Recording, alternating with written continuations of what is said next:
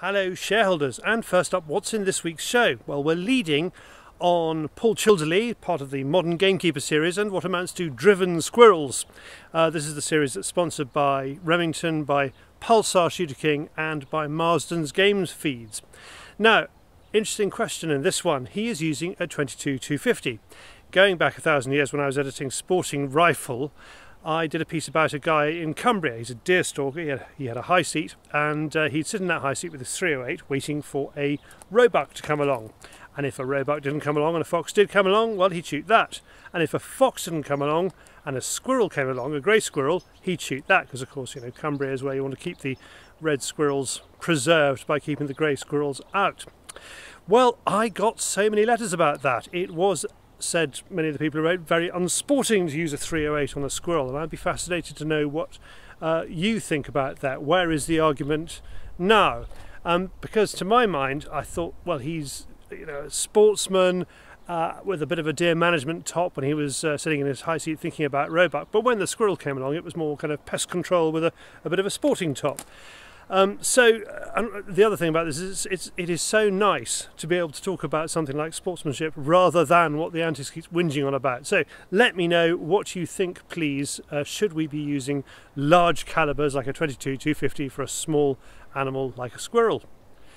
After the news, we have the last in the Ben Husthwaite Smoking Targets series, much to the relief I expect of moose in Australia. And we have the first of the new Neil Rowantree pieces. We're filming a Highland Sporting series with him, sponsored by Blaser and by Leica, and not sponsored, you will notice, by any of the ammunition manufacturing companies. I still want to do something about that. So David was up in Scotland last week with Neil, and of course the week before that he was in New Zealand with Neil, so there's quite a lot of material coming out. Now, a bit of news about Fieldsports Channel. We hit a bump last week. We hit that bump just after I finished filming the vlog and before I put it out, and I was thinking of re-recording the vlog in darkness to tell you all about it, but actually that would have just given you a week of anguish, and as it turns out, it sorted itself out. The bump has smoothed over.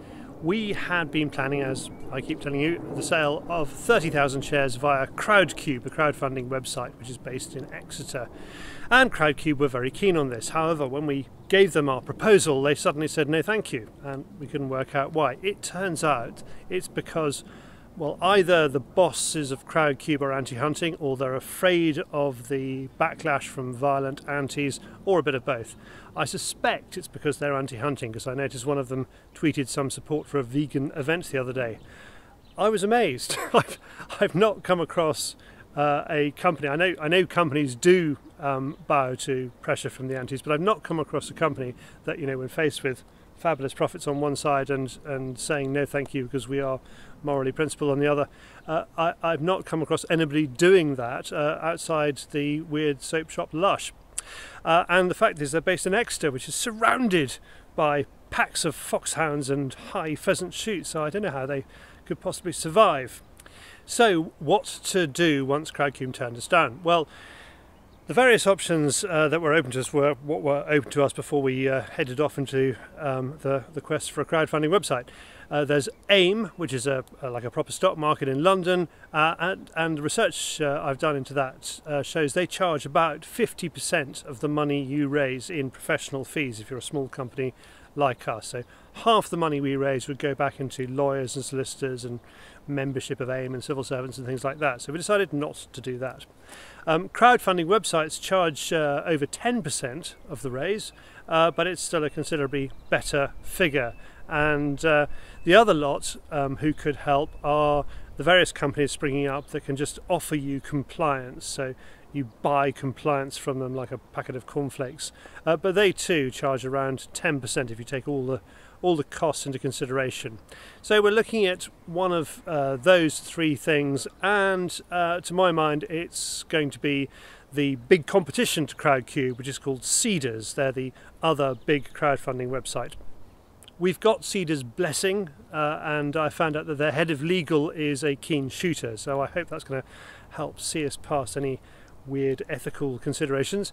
They are based in London, but they do exactly the same thing as Crowdcube. Their due diligence takes a little bit longer, so that means the raise, the £300,000 raise period, which is going to be 60 days or up until we've raised £300,000, starts on the 12th of August. And that's got some benefits as well. We found that there are some people who want to invest quite a lot of money in it who are not going to have that money ready until September, so that's pretty ideal. I haven't finished ringing round the freelance compliance people. It might be we might find an even better deal. If you have any ideas, any alternatives, or any comments on this, please can you get in touch, tell me what you think, and best of all what you know. I'm still zooming around, seeing as many investors as possible. Last week I was in northern France. We might have a French investor, which would be exciting. Right now I'm in Spain on holiday. My mother-in-law has asked my family here for her 80th birthday party. So no mother-in-law jokes. I'll see you next week.